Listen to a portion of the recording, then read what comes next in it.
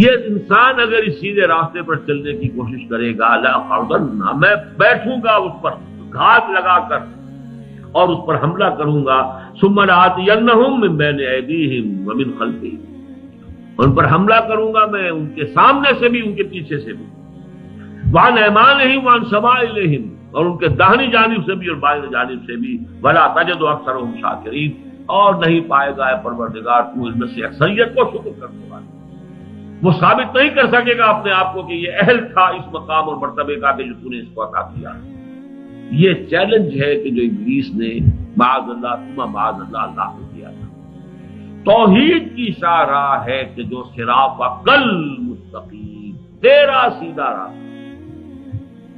یہ راستہ ہے کہ جس سے شیطان گمراہ کرتا ہے، بھٹکاتا ہے، غلط راستوں پر لے کر جاتا ہے، داہنی جانب سے، بائیں جانب سے، سامنے سے، پیچھے سے حملہ کرتا ہے، جس کے بارے میں قرآن مجید میں دوسرے مقام پر آیا، انہ یراکم هو وقبیلہ من حیث لا ترونہ، وہ اور اس کے جو بھی اس کے قبیل کے لوگ ہیں جنات میں سے، جو اس کے لشکر ہیں، اس کا ایجنٹ ہیں، جو کہ یہ شیاطین جن ہیں،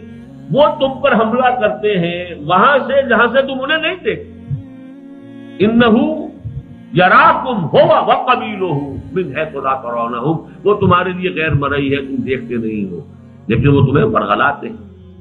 تمہارے اندر داخل ہو کر تمہارے خون میں سرایت کر کے، ان الشیطان یجری من الانسان مجری الدم،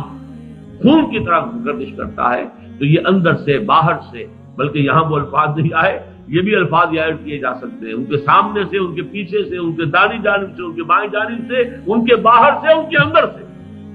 میں انہیں گمراہ کرنے کی کوشش کروں گا، اور تو دیکھ لے گا کہ ان کی اکثریت تیری شکر گزار نہیں ہوگی، اس مقام اور مرتبے کی اہل اپنے آپ کو ثابت نہیں کر سکے گی جو تو نے انہیں عطا کیا۔